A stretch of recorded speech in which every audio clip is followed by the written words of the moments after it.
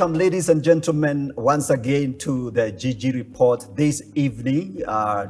We are glad that you tuned in, and today we want to delve into an interesting subject. Now, the greater percentage of Kenyans are poor or too poor to afford legal representation. And several years ago, some Christian lawyers came together and formed the Kenya Christian Lawyers Fellowship with the aim of being a voice for the poor and helping those that are marginalized and vulnerable to get justice. And this show, I have a special guest that is going to help us understand these issues. My friend Nelson Ashitiva, please welcome to the show. Thank you. What a privilege. Thank you very much. It's good to have you here. Asante. It's good to be here. Very good. Yeah. As you all know, the GG Report is a platform where we engage in big, bold ideas and honest conversations in a broad range of issues, legal, social, economic, philosophical, theological.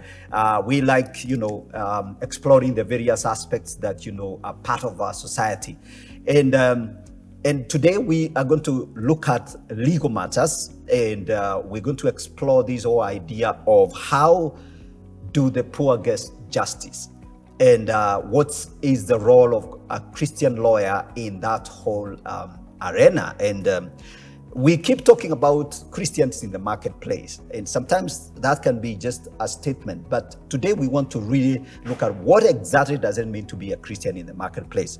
So I'm going to introduce to you my guest very briefly, and then I'm going to give him time to tell us his story. Nelson is a senior partner and head of strategy at Ashitiva and Company Advocates. He's a lawyer. He is the chairman of the Kenya Christian Lawyers Fellowship, an organization that was formed a while ago, and he's the patron of another organization called CLEAR. He's going to give us details about that organization, and I'm very glad that we have him on the show. Please, so stay tuned in, and please give us your comments as you listen to our conversation. So Nelson, let's come to you. Give us a little bit of your background. Sure. And what inspired you to become a lawyer. Okay. So I think that's a good place to start. Absolutely. So Godfrey, how it is common parlance that parents should not tell their children what to do. Okay. In my case, I'm glad that my parent told me what to do. Oh. Because I was pretty confused after high school. Okay. Various voices talking to me about which options would fit me into my career, my adulthood life. Okay. But then my dad, all right, asked me whether I would consider a career in law. Okay. So I credit him, okay, for actually having known me better than I know myself. Okay. I knew myself at the time. Yes. And I think that is a parent should be a coach. Yes. Not a career coach, so to speak. Yes. Not dictating.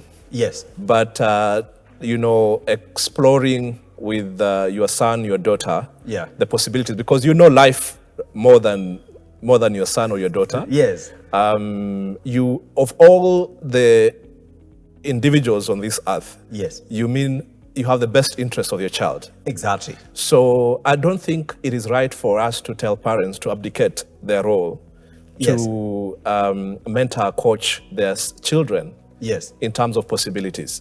Yeah, in terms of possibilities. That's profound. Yeah, because you probably may have a clue. You can see that this guy, he's brilliant. Correct. He's hardworking. Correct. He has a grasp of stuff. Correct. And why don't you try this? Correct. And they really don't put it like, I want you to be a lawyer. Yes. But would you consider? Correct. Yeah. Okay. And it's a difference in the attitude. Yes. It was not mandatory. It was not, this is the way or the highway. Okay. He was, he understood me. He had studied me. Okay. He knew my love for justice, because he had seen one or two incidences in school where he realized that this guy is about about justice for the masses. Okay. And then he also had sort of gotten some understanding of my leadership attributes. Okay. And so he put two and two together, and said, from the way I studied you, from the way I understand the world, you should consider trying this. Yeah. And if it doesn't work, in fact, this was his words, if it doesn't work, you can still come back and go to the US and do business administration, because that was the other option that was available. Okay. But I'm glad that I started with law. Later on, I still did the business administration, which was my mom's leaning. But I did an MBA after my law. Okay. And but I'm glad that the foundation was law. Okay. So I would say I'm a business lawyer. Okay. Yeah. I like that. I'm a corporate commercial lawyer. Okay. All right. I have strong leanings and convictions about business. Okay. And I also have strong leanings and convictions about the law. Okay. The way my pursuit for my mission in life, or my Christian mission, is angled, is it's an intersection of the law and business. Okay. Yeah. So that's my sense of justice. Is business, is economic justice, social economic justice. All right. There are many lawyers in different fronts. Yes. Human rights lawyers, environment law lawyers, criminal justice lawyers, constitutional lawyers, public international law lawyers. Yes. And lawyers in the judiciary, and all those are important. Okay. But my leaning, is economic justice. Okay. Okay. Political civic justice is important. Yes.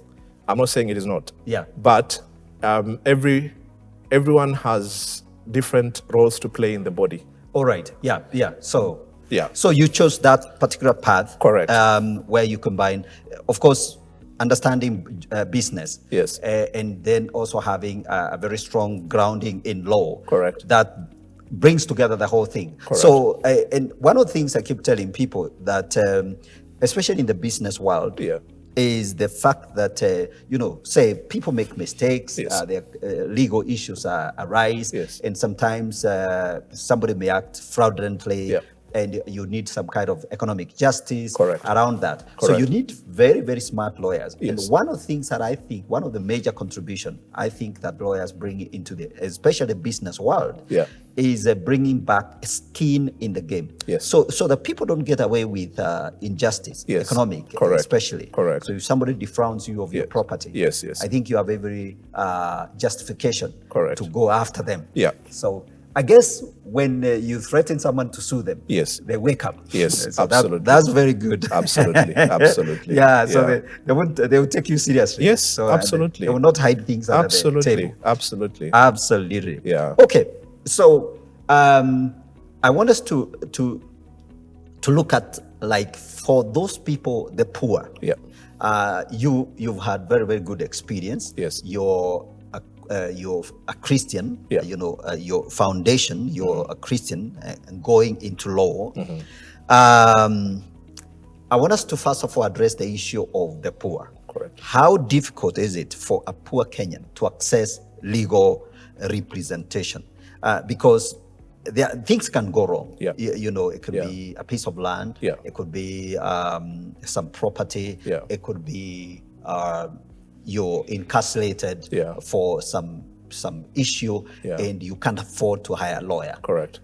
And I know you played in that field because of the organization we're going to talk about a little bit more about that. So maybe you could even tell us the role you play in that space. But maybe you can start with how difficult is it for the Kenyan people to afford representation? If today you were to go to Nairobi Industrial Area Remand Prison, 80%, I would say 90% of the people who are there are there not because they're guilty or not because they are more culpable than anybody. The reason why they're there is because they're poor. They're not able to afford cash bail, because bail currently is actually a constitutional right. Even in a case of murder. previously, if you committed a capital offense, yes, you'll not be entitled to bail. It was not bailable until the 2010 constitutional change. Correct. Yes. But today, bail is a constitutional right. Okay. So it is safe to say, and not just safe, it is practical because I've been to Nairobi Remand Prison severally. Okay. The 95% of the people there are there because they are poor. They are poor, they can't afford bail. Correct. Basic bail. Correct. And they can't afford some representation. Correct. That's like that. One. Yeah. Two, the treatment you get at the police station. Yes. Largely also depends with the bribes that you give to the police. Okay. And how the police view you as a potential source of kitu kidogo. All right. All right. Yeah. And you'll get different treatments. Okay. In the police cell, because there are those who will get, blankets. Yes. There are those who will get breakfast in the morning. There are those who will get to shower in the morning. Okay. By virtue of how much, so there is a cost for blanket. Okay. There is a premium for, breakfast. Okay. There is a premium for, getting hot water to shower in the morning. Okay. And some bathroom breaks also cost you some money. All right. All right? Okay. So the treatment that you get in the whole entire justice system, yes, by and large, is a function. You kind of have to pay your survival. Correct. That's the reality. That's the reality. Yeah, because though I'm a corporate commercial lawyer, by virtue of being a lawyer and my involvement with Christian lawyers and the legal aid program that we call CLEAR, I've also interacted with the criminal justice system. Yes. And once in a while, a corporate commercial client is arrested. Yes. All right? Mm-hmm. So because they're our client, then we have to also go an extra mile. We can't say, now that you're in trouble, go and look for another lawyer. No, we'll go with you, we'll support you, we'll defend you. Yeah. So by virtue of that, I've been to, Embakasi police station, I've been to, Industrial police station, I've been to Kilimani police station severally, I've been to, Langata police station severally, I've been to Central police station severally. Yes. So I know how it plays out. Absolutely. So, ladies and gentlemen, as you're watching, just in case you are in trouble, so I've got a lawyer with me, but of course, you've got to talk to me so that we can see how we can help you. Yeah. But you're following the conversation that yes, it kind of like is very, very difficult if you don't have any means to even just obtain some warm blanket if you're thrown in for some trouble or another. So, but yes, we are not here to advocate for how rotten the system is, but I think we're just saying those are the realities that you interact with, and we all need to pay attention to that. All right, so Nelson, tell us about your involvement now about the Christian Lawyers Fellowship. Okay. And then the other organization called the Christian Legal Education Aid and Research, the CLEAR program. How you go involved in all that and what that does. All right. So in campus, I was part of the Christian. I was part of the Christian Union. Yes. Right? Yes. I was a member, then later on one of the leaders within the Christian Union. Okay. And by virtue of that, then I got to interact with our colleagues who had gone ahead of us. All right. All right. So lawyers who had gotten, graduated, got admitted, and were in the marketplace. Okay. So about 30 years ago, they came together and formed the Kenya Christian Lawyers Fellowship. And they began by meeting in one of their members' chambers. Okay. Senior counsel Isaac Okero. Okay. I don't know if they remember, he used to be the chairman of Kenya Years for many years. Okay. So that's where they started meeting. Okay. And slowly their numbers grew. Mm-hmm. They expanded beyond just a group of friends and said, we should open this up to the entire the entire profession of lawyers. Okay. 10 years later, initially it was just meant to encourage each other, edify each other about the values of Christianity. Yes. And how relevant they are to their profession. Yeah. But then after a while, they said, look, in some of the farms that we work in, the policies may not allow for us to handle pro bono work. Okay. So why don't we set up an organization that is able to meet this desire? Okay. To support those who are deserving. Okay. And who could be able, and then that organization then could be our arm, our platform. Okay. To do pro bono services, to offer pro bono services. Yes. Or which basically means free legal services. Yes. To those who are deserving and those who are not able to afford legal services. Okay. So that was in 1999. Okay. And so this year, towards the end of 1999, so this year we'll be celebrating our 20th anniversary. Okay. As CLEAR. Okay. But since then, CLEAR has done amazing things. All right. Yeah. So I think that's a very, very good, initiative. So you started off first of all as a fellowship. Correct. And it's very instructive to learn that Okello, yes. Isaac Okero, yes. Isaac, yes. who was he at one time the chairman of Kenya Airways? Correct. Yeah. Very astute corporate leader. Correct. And a Christian man. Correct. And I'm sure that's why he was involved in formulating this particular organization. Correct. And there are many, many people who have played in that field. Absolutely. And you're one of them. You're the current chair. Asante. And then the formation of CLEAR. Correct. I believe you tell us more about that. Sure. So what was as a fellowship? Yes. How has that kind of grown? Do you have branches? How far have you reached as the Christian fellowship locally? Yeah. And the CLEAR, are you also connected internationally? Yes. And how do you actually fund your work, especially if you have to do some pro bono work? How do you fund that? So at an early stage, we built a friendship with the Lawyers Christian Fellowship in the UK, which is equivalent of Kenya Christian Lawyers Fellowship. Okay. So these are Christian lawyers who are based in the UK, practicing in the UK. Yes. Theirs is a lot, they have been around a lot longer than us. Okay. And so they then have been supporting us. Okay. Half of the budget is met by funds that are contributed by our members. Okay. The other half is sponsorship from Lawyers Christian Fellowship in the UK. Yeah. And that is towards the work of CLEAR. Okay. All right? Yes. For KCLF, Kenya Christian Lawyers Fellowship, which is the mother of CLEAR, yes. We fund our activities really from our own sources. It's contributions. Yeah. Okay. But for CLEAR, which is legal aid, that is funded partly by our contributions, 50%. Yeah. The other 50% is funded by the Lawyers Christian Fellowship in the UK. Okay.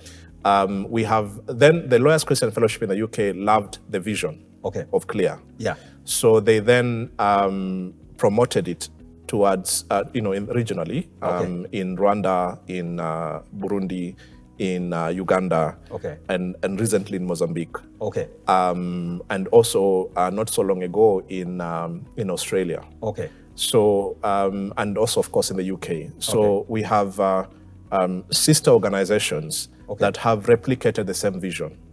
That Christian lawyers should come together, establish a legal aid organization that then runs, because most of our employers are strictly corporate. Yes. So they may not understand, they may not be as sympathetic to our Christian agenda. All right. Okay. So that is why we thought it would be important to have a vision that allows for legal aid, or which is free legal representation. Absolutely. And legal support for those who are not able to afford it. And that's why, I think that's why I'm very happy to be talking to you, because I think that is we as Christians, we who are playing in the marketplace. Yes. The idea of Christians in the marketplace now is it's a growing understanding. Sure. And of the set, we were talking about how you have been involved and how I've been involved in the marketplace. Correct. In my pastoral work, kind of I play in both fields. I have pastoral responsibilities with our church, and At the same time, I'm in the marketplace. I play in the marketplace. Wonderful. Business and strategic management, consultancy, training, advisory services. Awesome. So those of us who are playing in the marketplace and at the same time also Christians and involved in the pastoral work, there has been a conversation that is amazing. But I like what you guys have been very, very practical. There is a clear need. People who can't afford, for example, legal representation. It's a very basic thing. Correct. Because often somebody is in trouble. They may be held up in a cell for some reason. And then, like you said, anyone who is in the legal profession and interacts with these people knows for sure most of these people do not have to be in here. Correct. Do not have to be actually behind bars. Correct. There is a way they can actually be able to address whatever issues that have put them behind bars outside the prison services. Even if they got some legal representation, and that's a fantastic job. Thank you.